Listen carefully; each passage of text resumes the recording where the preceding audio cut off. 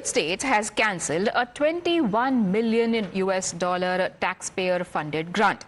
Under former President Joe Biden's administration, it was allegedly meant to influence voter turnout in India. In the announcement on a social media platform X, Department of Government Efficiency, remember this is led by Elon Musk, has highlighted that $21 million were a part of larger $486 million budget that was allocated to, and I quote, consortium for elections and political process strengthening. The sweeping cancellations, the Musk department has said, were part of efforts to prove and improve government efficiency and ensure taxpayer dollars were not being spent on questionable overseas political activities. Back in India, BJP is citing this as evidence of systemic external infiltration. Amit Malviya of the BJP says that this definitely is external interference in India's electoral process. He also goes on to ask who gains from this, not the ruling party for sure.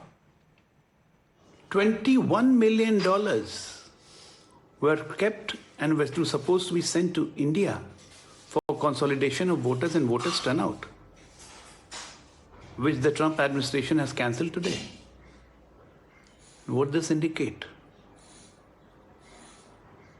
What was the deep state planning to do, and who were the beneficiaries of this $21 million? What kind of establishment we had for the last 60 years? The opposition, however, does not see any foul play or interference in Indian democratic processes. For them, it is a validation of the fact that the United States has lost faith in India's electoral process. Important question is, whom were getting this money? BJP is the ruling party of this country.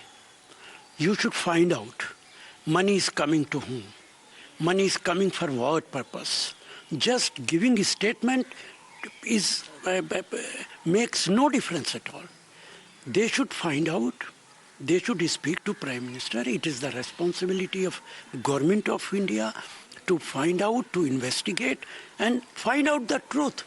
Only on the basis of a statement of Mr. Musk, you can't make any allegations against anybody or any political party. भारतीय election व्यवस्था को सुदृढ़ करने के लिए हो सकता है इस तरह का कोई प्रावधान अमेरिका से रहा हो कि भारतीय इलेक्शन व्यवस्था भी बेहतर बने, लेकिन शायद मेरे ख्याल से अमेरिका ने इसलिए पैसा रोक दिया कि यहाँ व्यवस्था कुछ बननी है ही नहीं है, यहाँ तो बूथ कैप्चरिंग होनी है। वो तो सरकार के इशारों पे नाचता और कहता है कि पग घुंघरू बांध मीरा नाची थी, हम नाचे मोदी के कहने पे। तो जो मोदी जी के कहने पे इलेक्शन कमीशन नाच रहा है, ताता थैया कर रहा है, तो अमेरिका क्यों पैसा देगा कि आप अपनी इलेक्शन व्यवस्था, चुनावी व्यवस्था को सही करो? निश्चित तौर पे शर्म आनी चाहिए मौजूदा भारत सरकार के बैठे लोगों को। Now, depending on which side of the political spectrum the politicians are, they are drawing their own conclusions. But Bhavtosh, is there any way to establish what exactly are these grants meant for, how are they used, and who precisely gets these grants?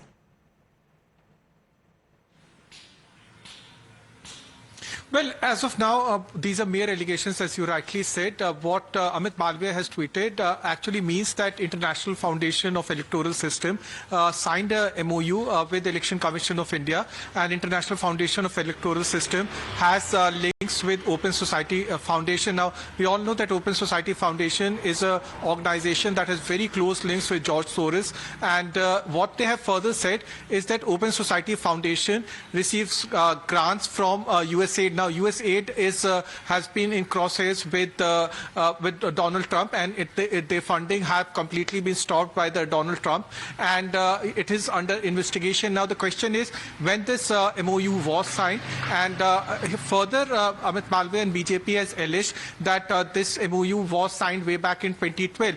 He further alleges that at that point of time in 2012, it was Prime Minister who used to elect the election commissioner and subsequently chief election commissioner, and there was no independent panel that was selecting or electing the chief election commissioner. Now he says that allegations are being leveled that the independent panel that now elects the chief election commission is under cloud, and these kinds of allegations should not be leveled. Now on 17th February, that's on Monday, the panel will be electing the next chief election commissioner. That's on Monday this will happen, and he's now questioning that whether in 2012 right methods were used to elect an election commissioner, or whether these guidelines were not followed. Now, tomorrow, the panel will be electing the chief election commissioner. He is saying that whether such guidelines were followed, and whether opposition is right in saying that that the panel headed by the election by the Prime Minister would be electing the chief, whether the allegations that are being leveled by the opposition is correct or not. All right, it is very significant given the fact that the term of current CEC expires on the 18th.